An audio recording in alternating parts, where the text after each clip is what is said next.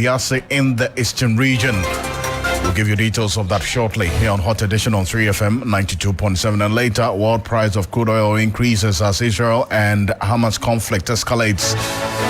We understand some Ghanaians have been caught up in this conflict between Israel and the Palestinian state. We'll bring you details of that shortly, and do well to connect with the Ghanaian community in Israel and Palestine as well here on Hot Edition on 3FM 92.7. We have the details of the latest in sports and entertainment and together with business coming up for the next 60 minutes. I am Alfred Ocansey. Let's get into the details now. As the Africa Education Watch says, there's an escalation of examination malpractice following its monitoring of this year's West African Senior School Certificate Examination. That's WASSCE. According to Africa Education Watch, acts that constitute exam malpractice have evolved, with some candidates paying as much as 1,000 cedis to some teachers and supervisors for favors at the examination centers. This follows earlier revelations by the West African Examinations Council, WAEC, that the level of malpractice is so high to the extent that it's unable to put a figure to it. Now, WAEC confirmed that students, teachers, and supervisors are involved in the illegality, adding that the situation is overwhelming. Now, while this is not new, the Africa Education Watch is urging WAEC and relevant bodies to strengthen examination centers' security, amongst others, to put an end to this. Now, in addition, they're talking about the Ghana Education Service raising the sanctions regime for staff members involved in examination malpractice to also outright dismissal. Let's get onto the telephone lines now. Kofi Osari is Executive Director of the Africa Education Watch, is connected with us. Osari, thank you so much for joining us here on Hot Edition. Very curious to know this. What more did you find beyond the 1,000 cedis that students were paying to get exam questions? Well, my friend, nothing new except that we discovered that, yes, as a result of the security measures, the heightened security measures put in place by the Ministry of Education, where the NBI is now in charge of questioning security before the examination, and working closely with the police service and WAEC.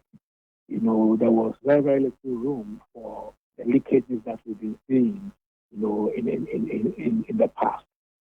As a result of that, the criminal network, they have moved and regrouped up the examination center.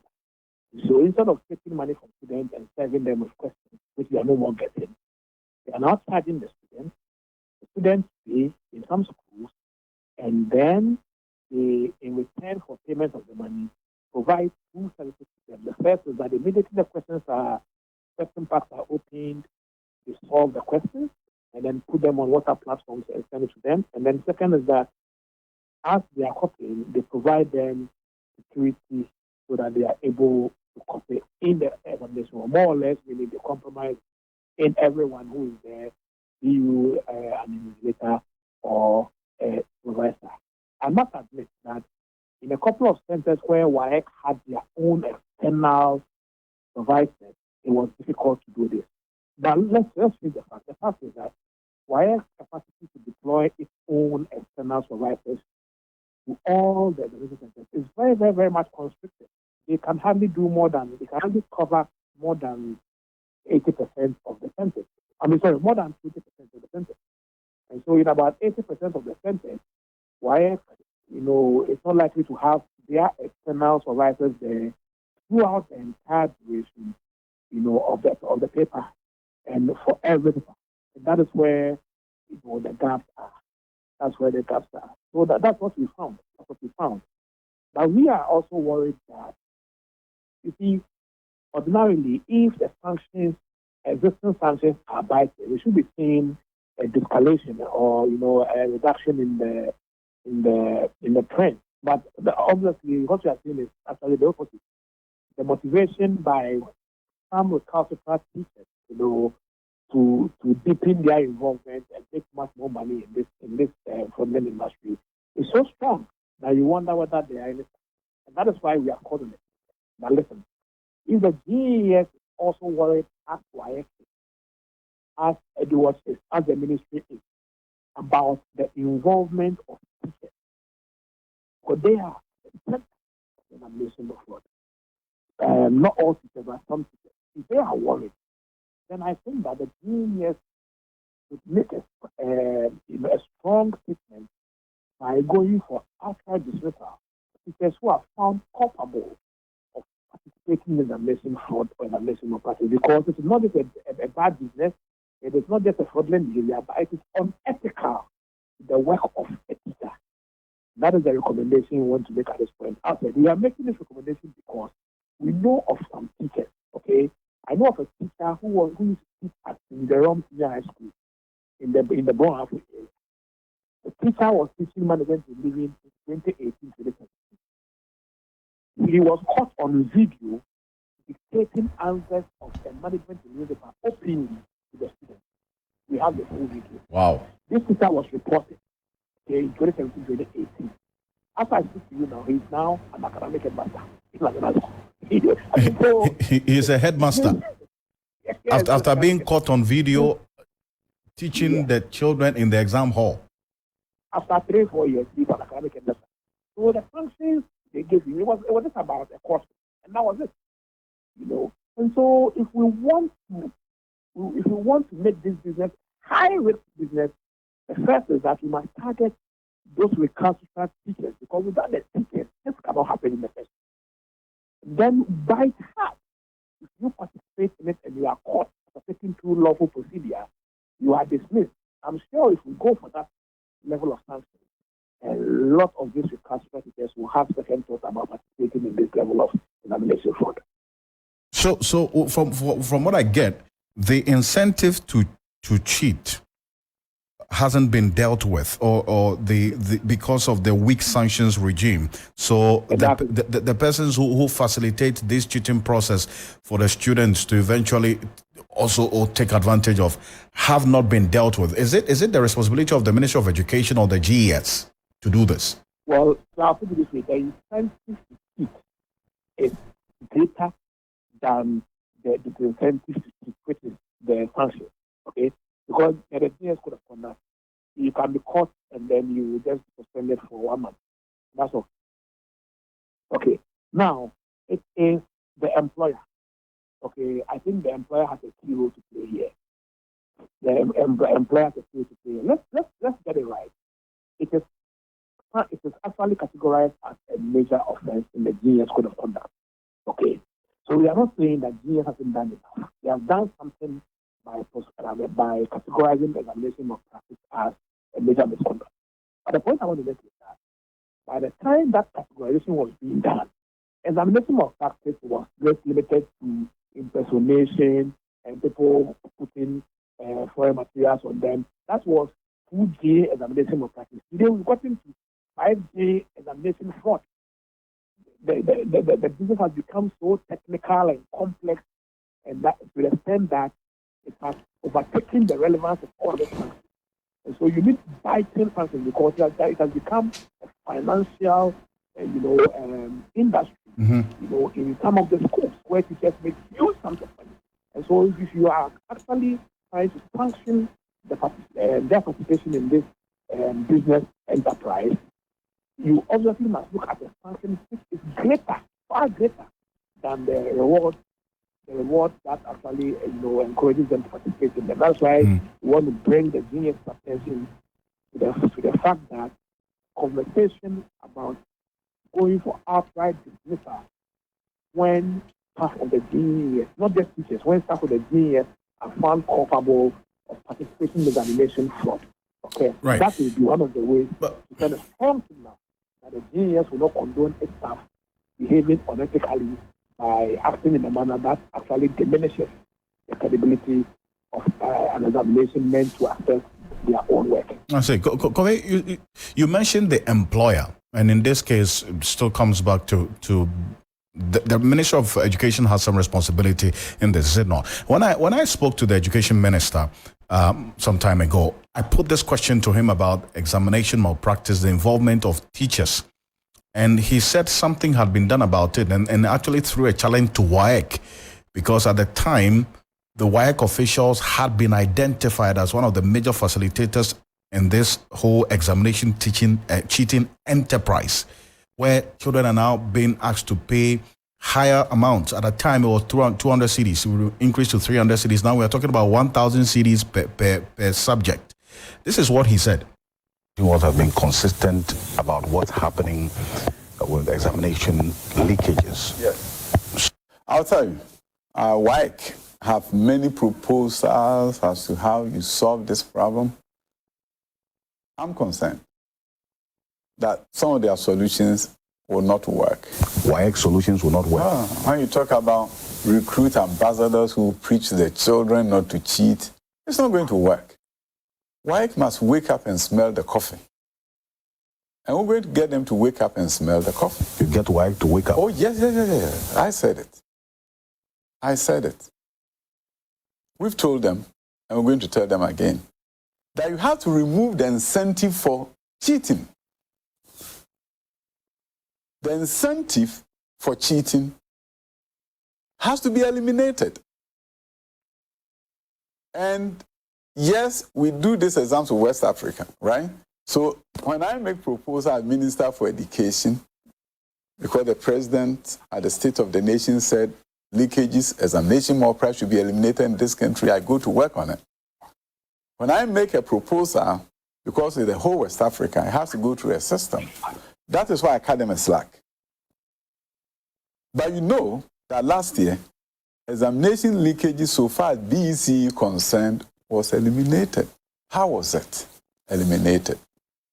They did what we've been telling them to do, which is called serialization. Parallel exams.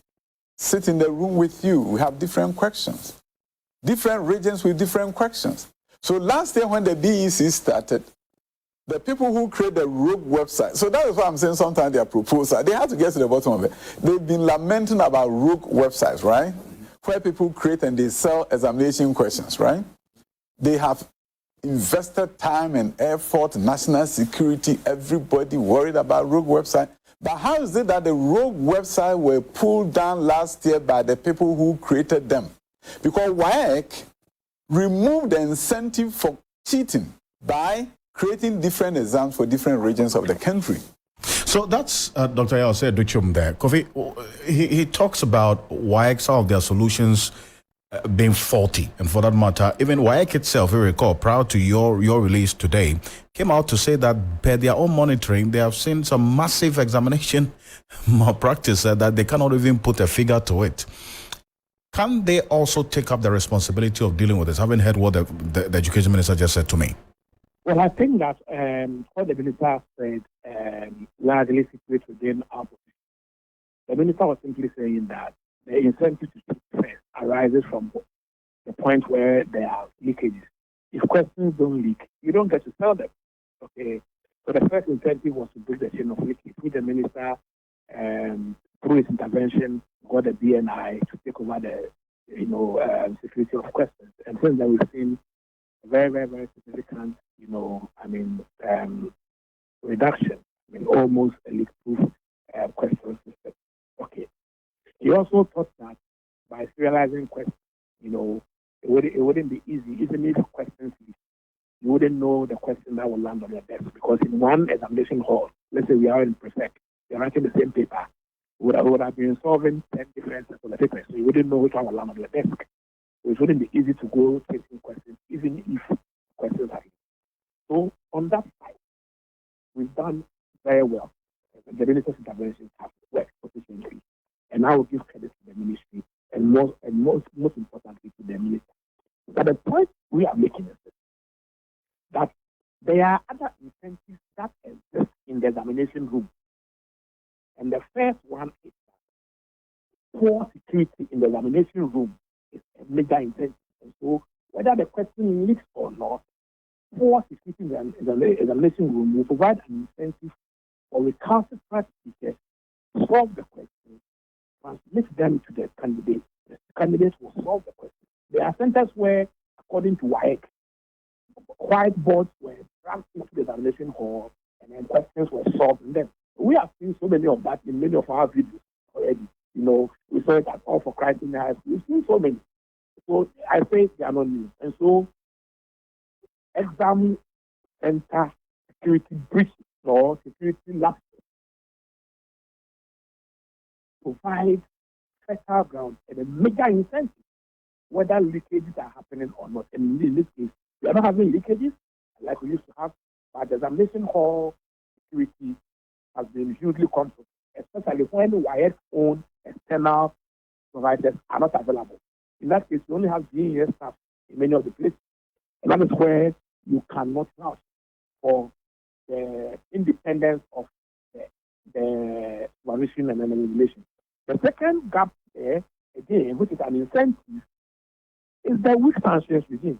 And after the WIEC law, Act 719, which was passed in 2006, was drafted at the time when we hadn't reached the level of examination fraud we are discussing today. At that time, it was just examination malpractice. Today, we've gotten to an advanced stage in our examination malpractice journey, such that we now have examination fraud. And so the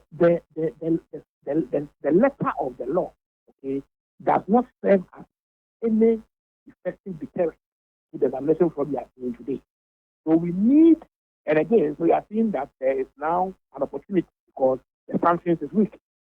And so we need a much more enhanced sanctions regime that will sufficiently deter people from participating by imposing harsher, punitive measures on them, either in the law court through an amendment of the WIEC law and or within the administrative setup, i.e., ensuring that the sanctions for teachers or staff of the GES participating, aiding, or any form of their procurement or activity in examination fraud or examination malpractice is outright.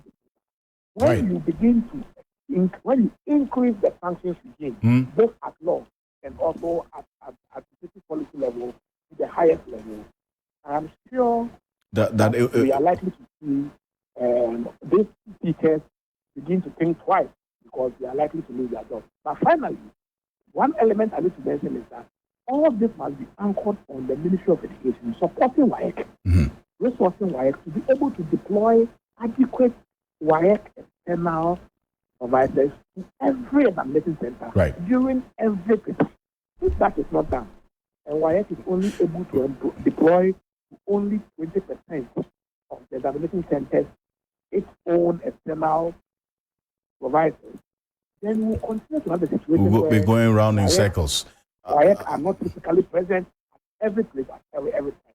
Unfortunate. And we still have that situation taking place. Kofi, appreciate your time. Thank you so much. Kofi Asare is the Executive Director of Africa Education Watch, and they have put out a release not too long ago indicating that there's an escalation of examination malpractice following its monitoring of this year's West African Senior School Certificate Examination, that's WASSCE, that ended not long ago. We understand that students have had to pay over 1,000 cedis per subject to get access to leaked questions and answers. That's how troubling the situation is. But away from that, 3 persons have drowned in an underground fuel tank belonging to Cocobod at Efidiasa in the Eastern region. The 3 were reportedly hired to undertake maintenance work on the leaking fuel tank. They were first to drain also the reservoir and carry out some repair works afterwards. However, the 3 drowned within 10 minutes of entering the fuel tank. That's the underground fuel tank. And the Fidiase fire service personnel rushed to the scene to retrieve the trapped bodies before depositing them at the St. Joseph Hospital morgue. The police has also been cordoned off as the police begin investigations into the incident. Yvonne Nikwe is our Eastern Regional correspondent. She's been following up on this development. She's joining us on telephone. Yvonne, what more do we know about this unfortunate incident that happened earlier? Good evening, Prof. Alfred. As I speak to you, the personnel from the police service have begun investigations into the matter. What it is that these individuals are not from the Eastern region. They arrived in from Accra as private persons who were outsourced by Cocobod to come in and ensure that if leak fuel tank was resolved. Unfortunately, this incident occurred.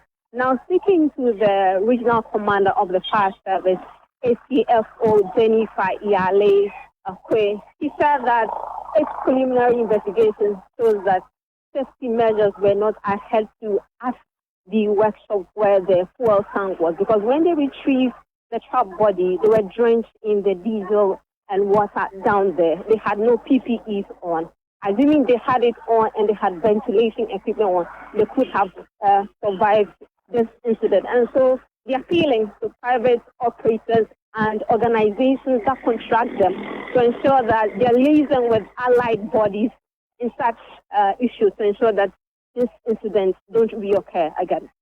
I see. Now, we understand that the area has also been cordoned off, but has any of the authorities or persons at COCOBOD, that particular facility, spoken about this incident? Well, the officials of COCOBOD, having spoken yet, they've been mute about the incident since when it occurred, 11:30 thereabouts. As usual, they would have to do a lot of protocols before they would engage the media. So we're waiting to see what they do tell us from their perspective, because they were the contractors of these people, private people who engaged in these services for them. Have these persons been identified, the deceased?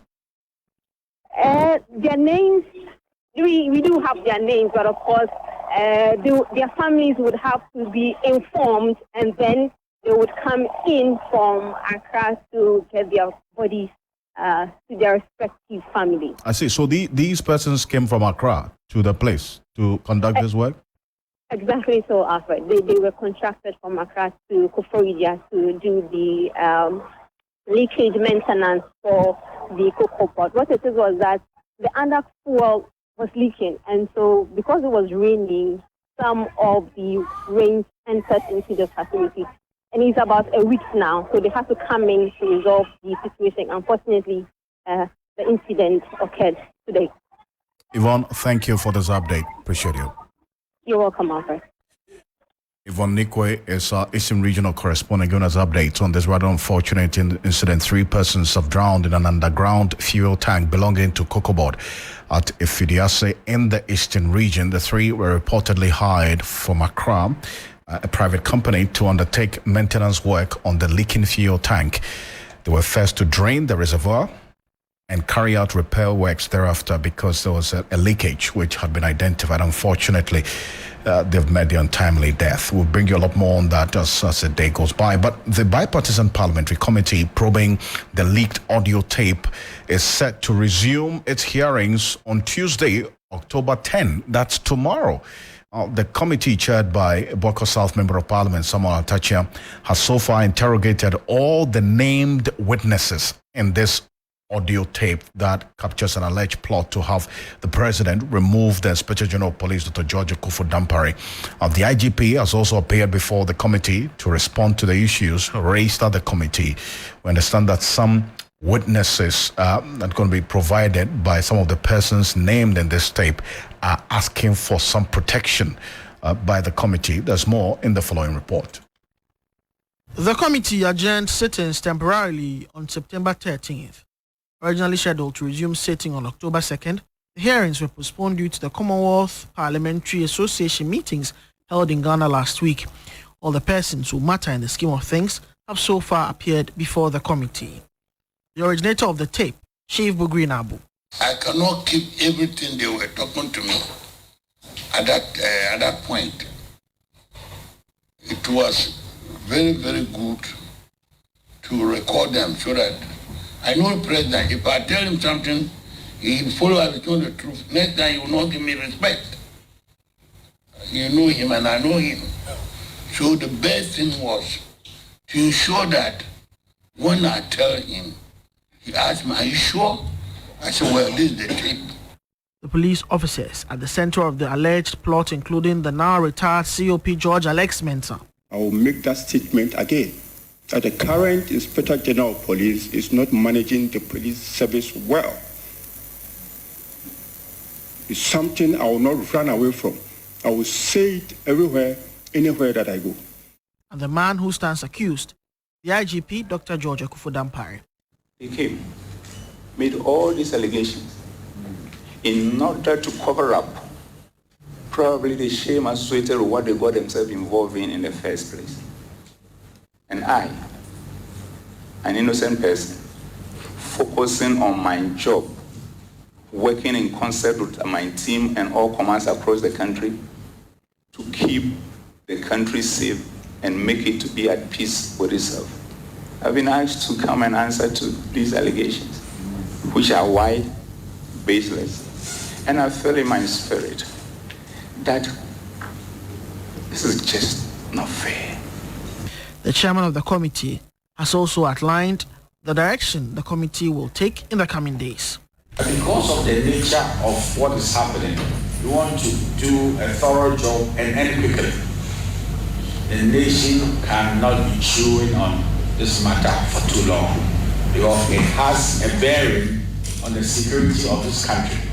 The head of internal security, if you care to know, the Inspector General of Police, is part of what we are trying to interrogate, and we should end it as quickly as possible. So that's a report put together by the security desk here at Media General. But just to let you know that this committee, the ad hoc committee set up to investigate this leaked audio tape, the 7-member committee, we understand will resume its sittings tomorrow. Stay with us here across all Media General platforms. We'll be bringing you all the updates and the happenings at the committee hearings. Majority Leader Osei Mensah Bonsu says the minority's decision to demonstrate for the resignation of the governor of the central bank without listening to him, that's the majority leader, and then also as a House Parliament General, was a wrong approach. The leader of government business also debunked claims by some minority MPs that Parliament had invited the governor a number of times and he failed to show up. Evelyn Tengma has the rest of the story.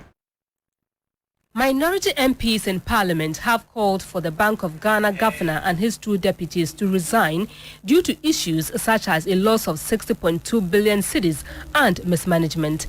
The MPs and other groups hit the streets to demand that the 3 central bank officials resign after public engagements and news conferences. But the majority leader, Osei Mensah Bonsu, says the minority MPs jumped the cut and cannot guarantee his side's support.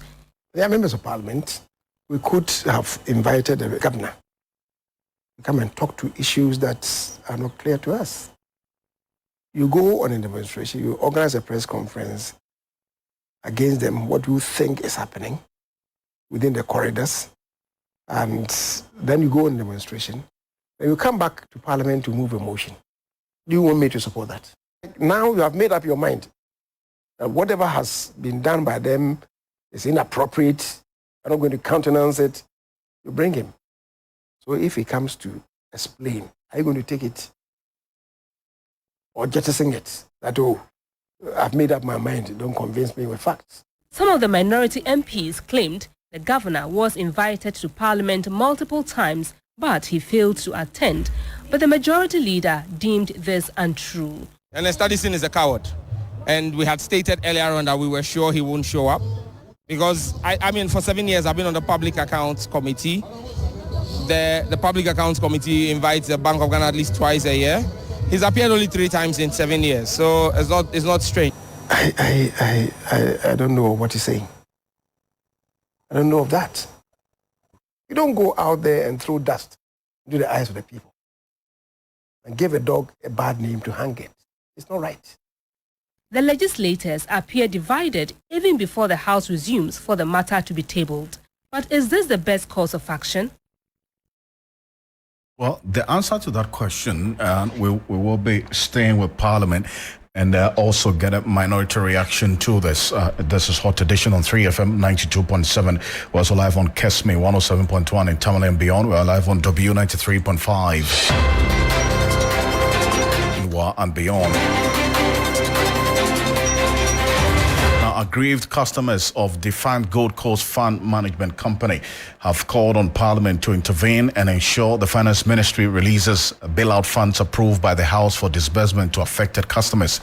The call comes as the group from tomorrow, October 10, begins a 3-day protest at the Finance Ministry to press Ken Ofori-Atta, the minister, to authorize the release of some 8.6 billion cedis bailout package approved by Parliament for the members. Now, the Gold Coast Fund Management Company had its license revoked by the Securities and Exchange Commission in November 2019. Now, 4 years down the line, the customers, numbering over 30,000, are yet to receive their locked-up funds despite government assurance. Spokesperson of the group, Charles Kimbra, says the members are bent on ensuring they get what is due them. He spoke to Mauna Ebeta earlier. Minority MP.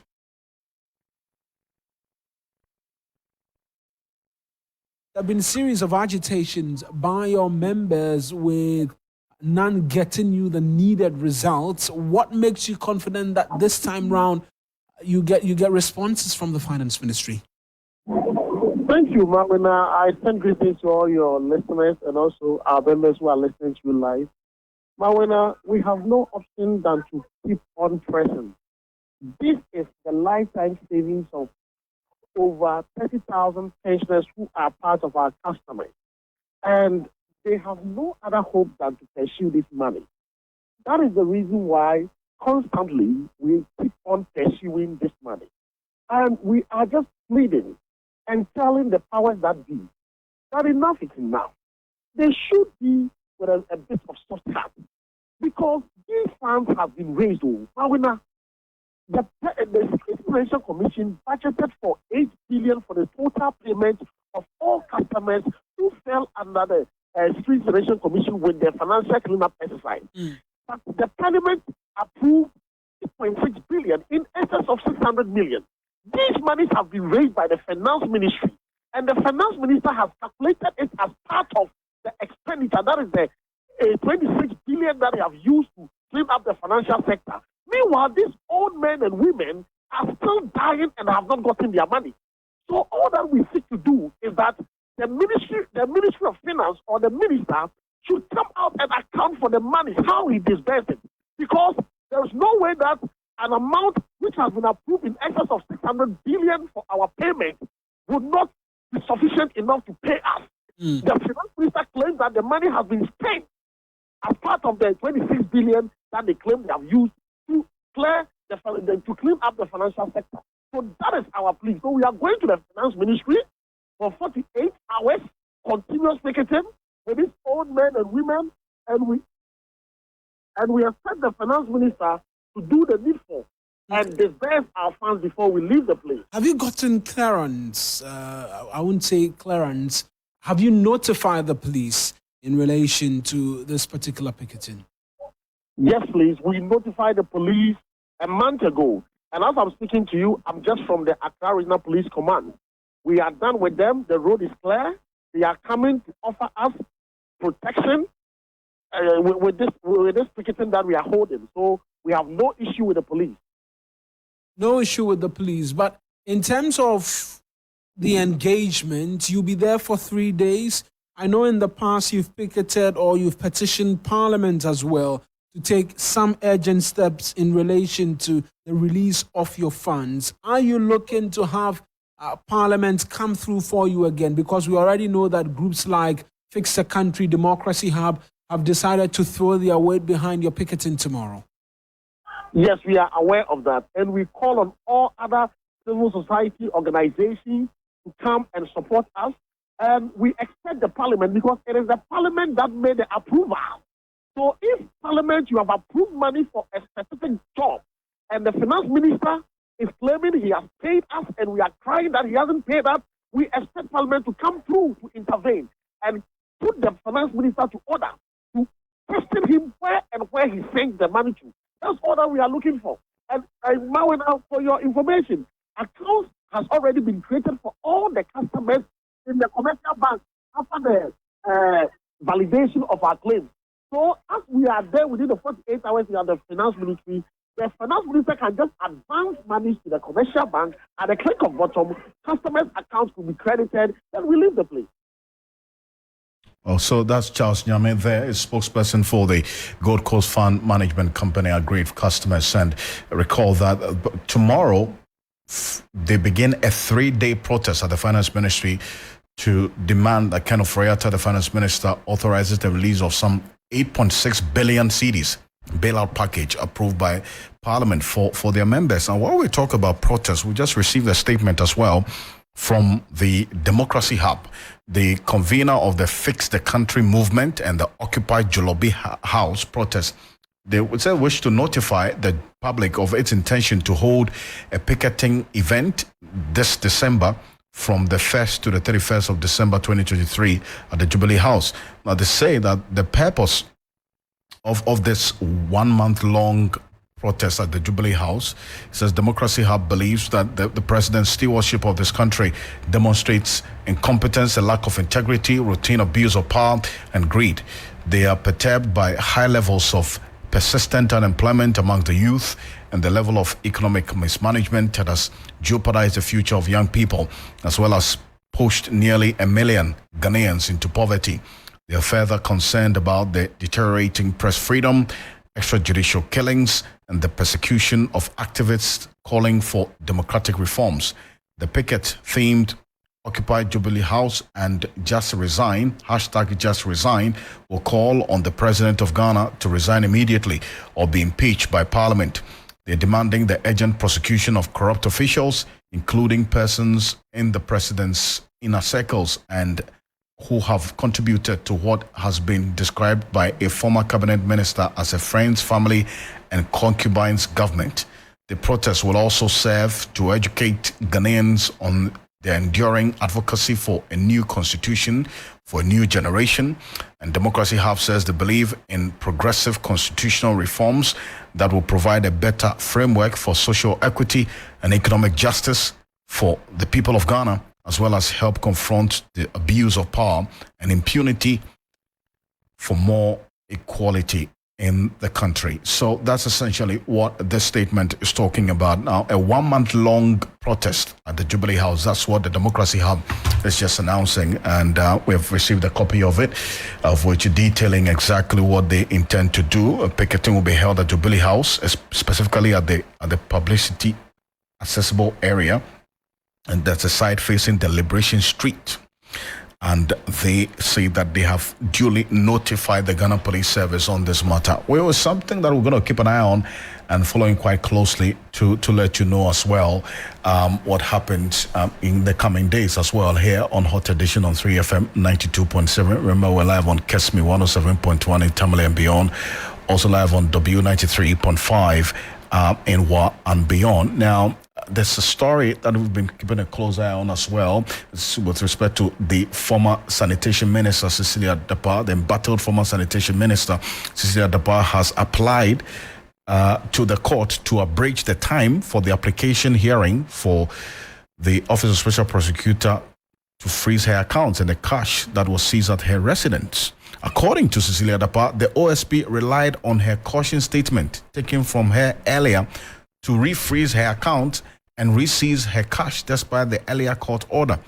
The former Bantama MP also insisted that the matter has caused and is causing her hardship, stress, and public embarrassment. Now, she's quoted in the statement, which we have a copy of, the affidavit in opposition to the motion for confirmation of order, that again, the respondent has alluded to, quote, my decision to remain silent on 7 September 2023 and is seeking to on that as further justification for the confirmation of his reseizure of the money and refreezing of my bank accounts, which he did 2 days prior on 5th September 2023. Essentially, Cecilia Dapar says that the money, the Office of Special Prosecutor filed the instant application after the High Court refused a similar application and instructed the Anti-Corruption Agency to unfreeze her bank accounts and hand over the seized money to her. So that's what's happening now with respect to this particular situation with Cecilia Dapar, also indicating that the monies that we're seeing being transferred from the deceased brother's account into her account were monies collected during his funeral being used to pay for the school fees of his children. And that's what some anti-corruption watchers have raised some fundamental concerns about with respect to the inconsistencies, particularly on this case. It's something that we'll come back to shortly. But the escalating crisis between Israel and Hamas is also impacting on the prices of crude oil on the world market. And let's go on to Zoom now. And Dr. Yusuf Suleiman is an energy expert joining us. Yusuf Suleiman, thank you so much for joining us here on Hot Edition. So clearly, for as long as this conflict continues, the crude oil prices on the world market would be going up, is it not?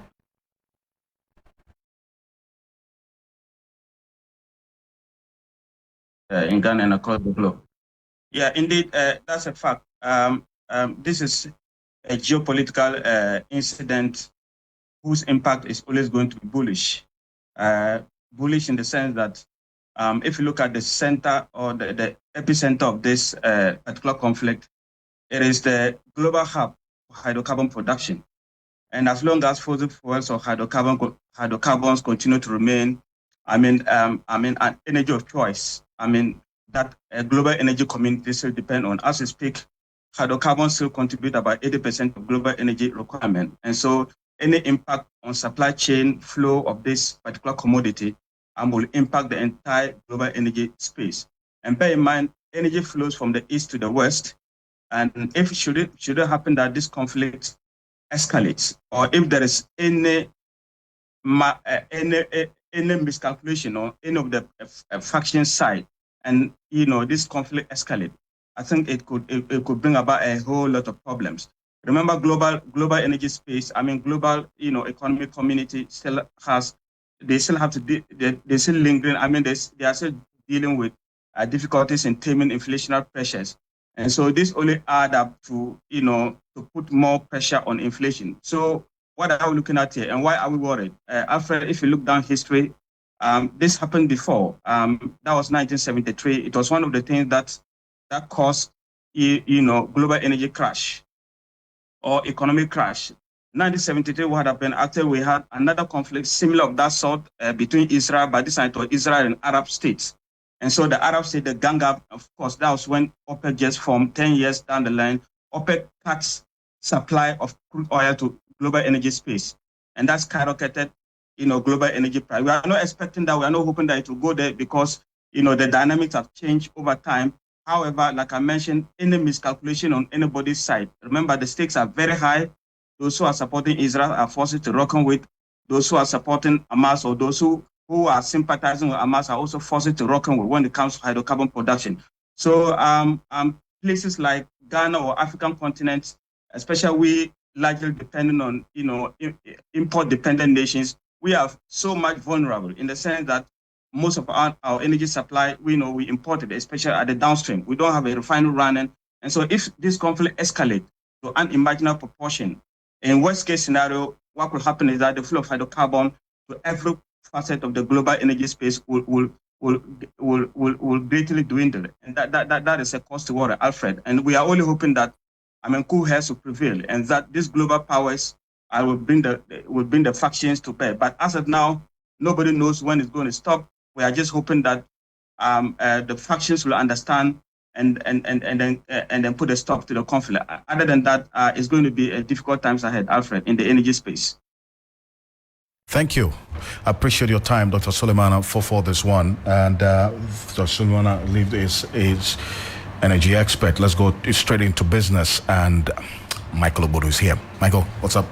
Hello then, welcome to the business segment here on Hot Edition. My name is Michael Obodu, and straight into our first story. As with the Yuletide a few months away, the Food and Drugs Authority, FDA, is urging the public to refrain from buying products labeled in other languages, in languages other than English, emphasizing that this caution is for the benefit and safety of consumers. The development has become the norm during the festive season, and according to the CEO of the FDA, Madame Delise Mimi Dako, this advisory aligns with established regulations.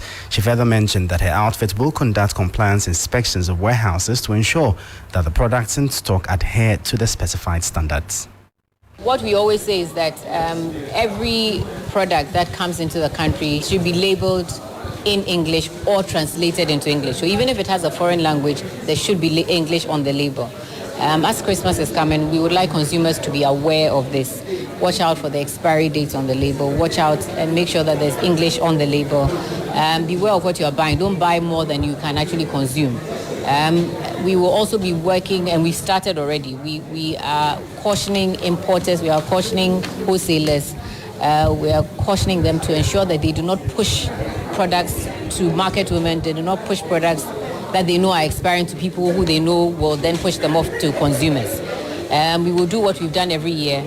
We will go out to warehouses and make sure that they will not push products out that people, unsuspecting consumers, will go and buy. Please don't buy more than you can have, and please look out, because you may buy something and go and put it home, and by the time you realize it and you're ready to eat it, it would have expired. You heard the CEO of the Food and Drugs Authority, Madame Delise Mimi Dakon. Away from that, the Director of the Institute of Statistical, Social and Economic Research, ISE, Professor Peter Quartey, is calling for a review of Ghana's approach to purchasing cocoa. This comes in the wake of the country securing less than $1 billion for the acquisition of cocoa beans for this season, marking the first shortfall in about 5 years. Professor Quartey emphasizes the need for a more sustainable approach to financing cocoa to alleviate the country's reliance on constant borrowing. Well, we are not in normal times. Gone are the days where we can go to the capital market and borrow to finance cocoa. Now, there is some kind of moratorium or some kind of embargo on external borrowing. So we cannot borrow like we used to do, and therefore the reduction in how much we used to borrow and how much we're going to borrow to finance cocoa. But I think with cocoa, it's about time we gradually build some buffers and start using cocoa board, start having some buffers to finance cocoa purchases. I think borrowing to finance cocoa is not sustainable. We have been doing this for God knows how many years. It was about time we gradually save and build some buffers so that we don't always have to borrow to finance cocoa purchases. Regarding Ghana securing approximately $800 million instead of the anticipated $1.13 billion, which some argue could potentially impact the country's debt levels due to an increase in the price of a bag of cocoa, Professor Peter Quartey stated a contrary viewpoint. It will not, because the world price of cocoa has also gone up, and therefore we are not going to spend beyond how much we receive. So certainly we are likely to be able to cover the cost, how much we pay cocoa farmers. But again, as I said, whatever surplus we make out of this cocoa season, some amount should be saved. And if we gradually, over 10 years, we are able to build some buffers, then we reduce how much we rely on external borrowing to finance cocoa purchases. Well, that was the Director of the Institute of Statistical, Social and Economic Research, ISE, Professor Peter Quartey, bringing an end to the business segment here on Hot Edition. For more business stories, please check out our website, 3news.com. My name is Michael Obudu. Thank you for listening. As always, please stay safe. Up next is sports.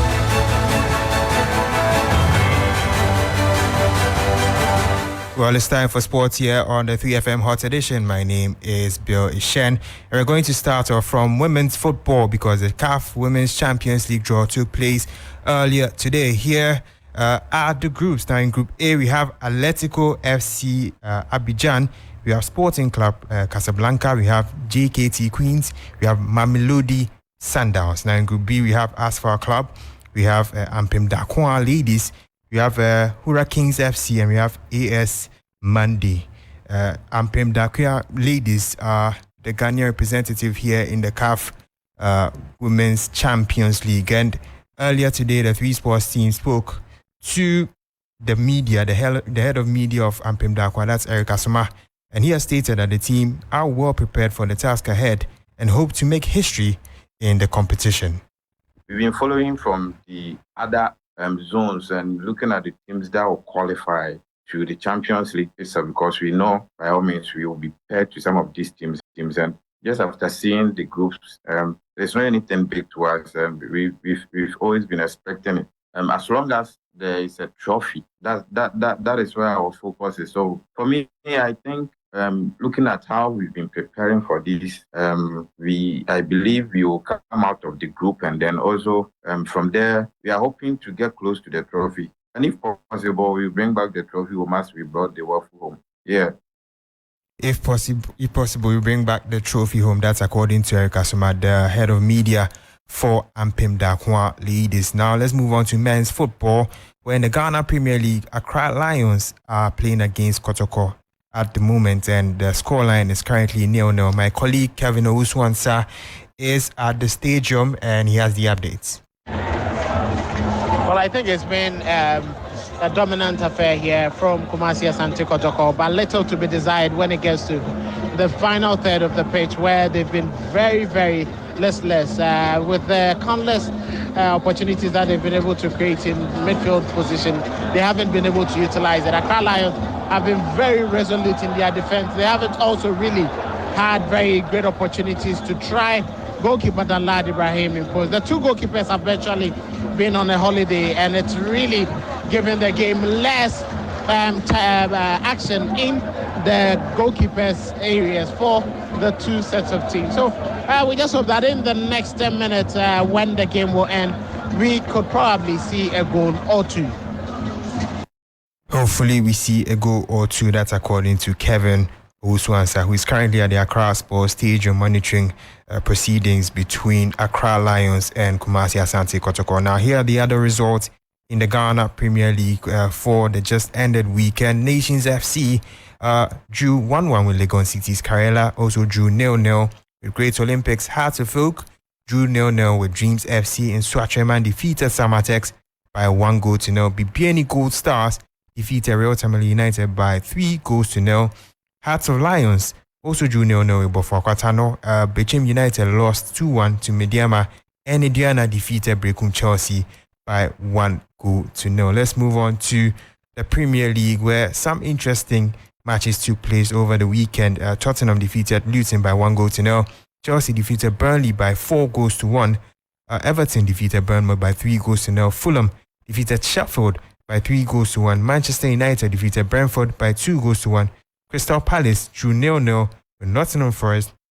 Liverpool drew 2-2 with Brighton.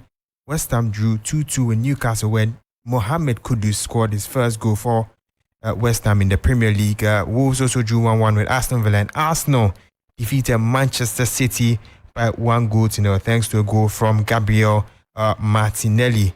Now, still on Arsenal, Bukayo Saka is currently injured and has been withdrawn from the England squad due to his injury, and England are currently preparing against Australia and Italy in the European qualifier, so they'll be without the Arsenal man in there.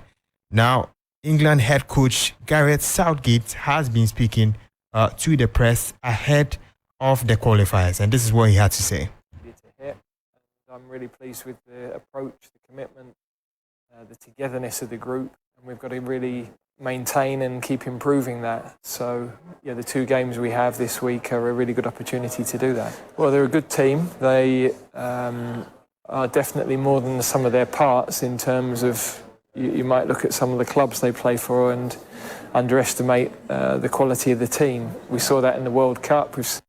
That was England manager Gareth Southgate. That brings an end to the sports segment here on the Hot Edition. My name is Bill Shen, and up next is entertainment, and Akofa is standing by.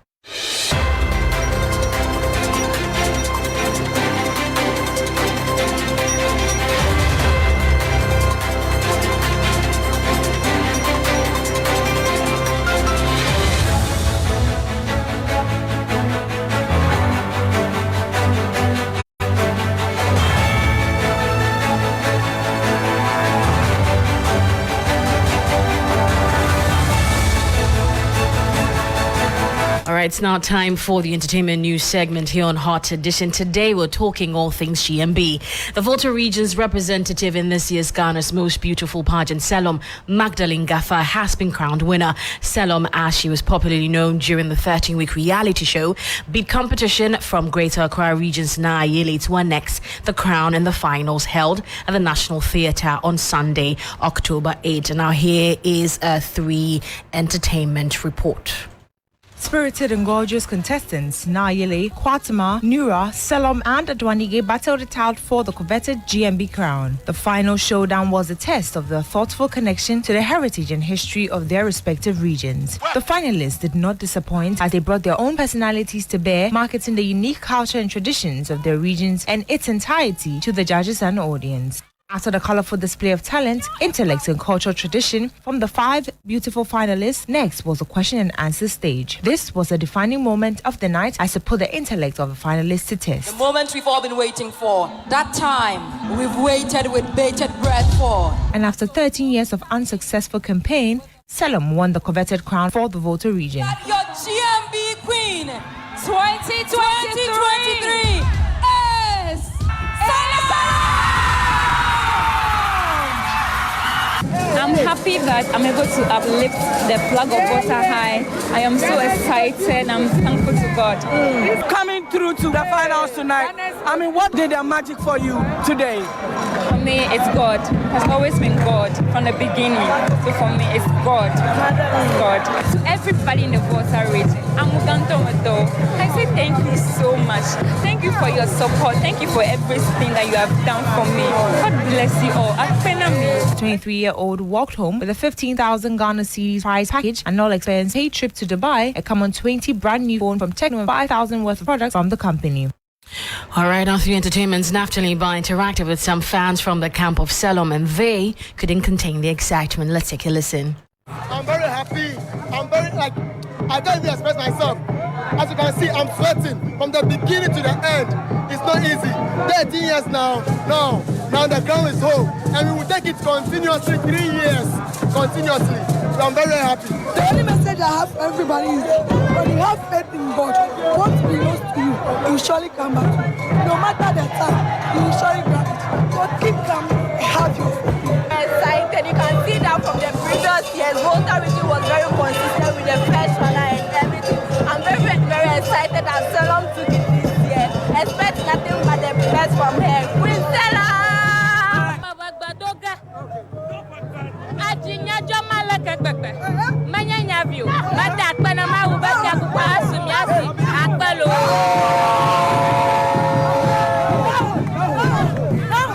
And finally, before I go, the GMB judges throughout the competition had 40% voting power, with the audience wielding 60%. However, on the night of the finals, the judges had 60%, with the audience and viewers having 40% of the power to select the winner. Here's what Judge Jigbodidosu had to say about Selom's win. There is no doubt that they've all done well. What made Selom stand out tonight was that she took her confidence to another level, particularly with the cultural performance. And then in the interview, when she picked the question, what she did was, it was in her comfort zone, and she leveraged it. So both parts, part 1 and 2, she excelled and made her region proud. The others did well as well, but when it came to the question, the nerves. And that's Judge Jigbodidosu there with her reaction concerning Selom's win. And that's it for the entertainment news here on Hot Edition, powered by 3 Entertainment. My name is Akofa. Thanks for listening, and I'll catch you at 8 p.m. where I bring you Wind Down. Thank you very much for listening.